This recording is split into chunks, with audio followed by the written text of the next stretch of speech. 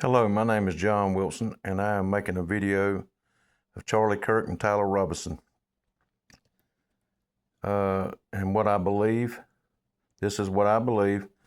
I've not seen anybody else say this on YouTube nowhere, but this is just what I believe. And I'm going to go over the timeline where he was at 8:23 in the morning. He is right here in front of this house and is seen with this car driving by at 8:23. And then at 8:29, he shows up on the campus at the school.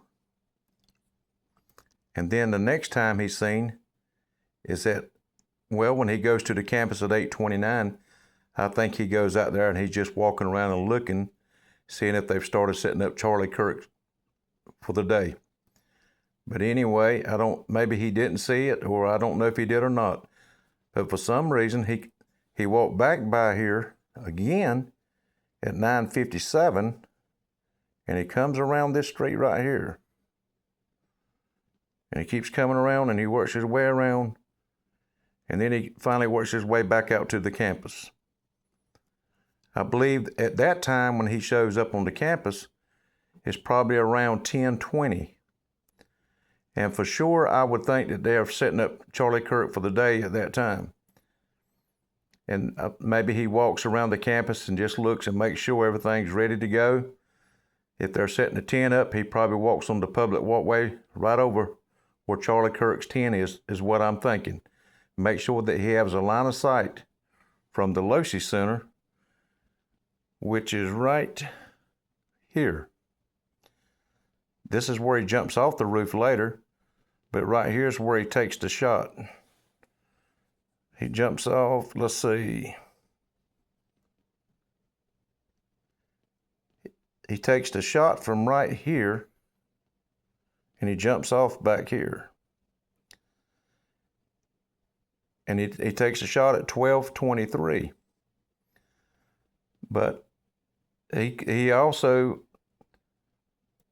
he comes back after 9:57, he walks around, and then the next time he is seen is at 11:45 walking down 800 West, which is further down here that you can't see right here.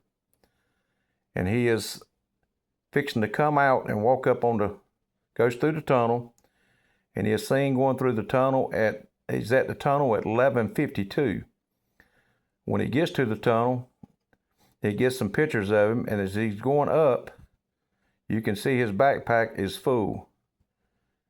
He has a towel, a screwdriver, a change of clothes, bullets, and I think he has a gun in his backpack. I do not think it's down his clothing. I think the reason why he was walking around here and driving around in the morning, I think that he had pre-staged his gun right here, had already planted it in these woods, the 30-06, the bolt-action rifle that they found. I think he never took that gun up on the roof. I think he put it here early in the morning, could have been as early as daybreak or earlier, and planted it in these woods.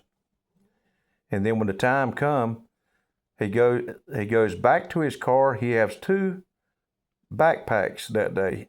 He's seen walking right here and coming down by 800 West in the morning with his shorts and his maroon shirt. And he's seen both times with a blue backpack. But then after he leaves the campus the second time, he goes back to his car, I think, and gets a black backpack that's already pre-packed with the gun in it that he's going to kill Charlie Kirk with. He has it packed. He changes clothes, takes his shorts and maroon shirt and puts it in the black backpack that's already pre-packed. He goes back to the campus, goes up on the public walkway, which is right here. He comes up a set of steps. When he comes up the step, he sits there from 12:15 to 12:17. I think he is looking to make sure nobody's on the Loesche Center, nobody's manning that rooftop. Once he sees it's clear, he looks down the public walkway again, looks down a set of steps to make sure there's nobody coming, and he jumps over a wall onto the Loesche Center in the corner. Is where I think that he takes and puts his gun together. But I do not believe it's the 30-06. I believe it's a smaller platform gun. It could be a AR-15 or some other type gun that would fit maybe in his backpack if he breaks it down. Then after he disappears for 5 minutes in the corner of the rooftop right here. And then at 12:22, the camera picks him up again, and he runs over to the corner and takes a shot at 12:23, shooting Charlie Kirk, killing Charlie Kirk. Then he runs back here and gets off the roof, runs across the road, and the gun is found in these woods right here. And I believe when he went into the woods, he took the towel off the gun that he had shot Charlie Kirk with, and takes that towel and wraps it around a 30-06 that he already has planted in the woods. Takes the gun that he shot him with, breaks it down, and puts it back in his backpack. And then he runs out and runs around and comes out, back out on 800 West. And then runs to his car and probably just goes somewhere to get rid of that gun. But I do not believe he shot him with the 30-06. And if you can see, this road runs parallel with Campus College Road.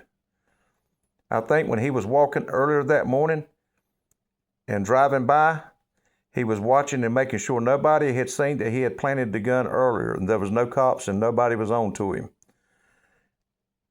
And then that way, when he went back to shoot Charlie Kirk, he felt everything was good. And when he went up back on this rooftop and come out up here and shot him, like I said, he run back, went back to where that gun was, and then took the gun that he had shot him with and put it in his backpack. And he left that gun, the 30-06, which was already there. And his excuse is going to be that he couldn't take the gun with him because he didn't have the screwdriver. He left it on the roof. But I believe he intentionally left it on the roof. That was a part of the magic that he pulled off. He's going to say that he left his screwdriver and couldn't take it apart. And if you notice, he never let the gun be seen going to the Loesche Center. He never let it be seen coming off. He made sure he kept that gun hid because he didn't want them to see that it was a different type gun. And once he was very good at what he did.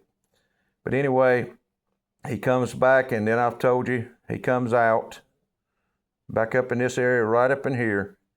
And then he comes back up, and he's believed to be parked right here somewhere. And then he gets in his car and he leaves. But like I said, I don't believe that he shot him with the 30-06 that they're telling us. The gun was in the woods, but I do believe that's why he took the screwdriver and the towel with him. If you think about it, he went on the campus 3 times that day. He went at 8:30, approximately 10:20. Then he went back at 12 o'clock, coming up at the Loesche Center like 12:02, and killed Charlie Kirk. He would have had to be a fool to show his face that many times on that campus that day with nothing but a hat and sunglasses on. He had to know he was going to get caught, but he left the gun in the woods and the screwdriver so that they would find it. He wanted them to find that so that they would think that he actually took that gun on that roof and put it together. And I'll bet you that he tampered with the screws maybe the day before, and he's going to say he got down and took aim, and when he went to take a shot, the gun just clicked. And the reason why is because the day before, he went out and zeroed his gun in shooting it and had a few empty shells that he had put in a backpack that he meant to take out. with the live rounds. And then when he started to reach for the bolt action to eject the empty shell to put a live round, he's going to say he heard another gun go off, so he just jumped up and run off the Losi Center and went to the woods, and then he couldn't find his screwdriver, so he left the gun in the woods. He had no choice. He could not take it. When that's what he had planned to do the whole time, was to leave that gun right there so they could find it. Because right here on the corner of this building right here, right about here, is a camera that sees everything over this walkway and the Losi Center. But there is a wall right in this corner that he goes over that cannot be seen by that camera. That wall is about 3.5 foot tall. I believe he got down behind that wall where he couldn't be seen and put his gun together. And he made sure to keep it hid the whole time, covered, until he could make it back to these woods. And they're going to say, well, we found his screwdriver. Here's where he put it together at. Here's his screwdriver. There's the gun. There's the towel. I mean, he had to have this planned very well. I think he went there maybe a week or so before, walked the campus, looked at the neighborhood. He already had everything planned and figured out what he was going to do before he ever came on September the 10th. Then he just come back and just made it all work that day. But that's going to be his excuse to try to get out of this. He's going to say, I did not fire my gun. I did not shoot Charlie Kirk. And if the bullet with the autopsy, when it comes out, if it wasn't a .30-06 bullet, they're not going to be able to say Tyler Robinson killed him. Then they're going to wonder, out of all the other thousands of people that was there that day, who did kill Charlie Kirk?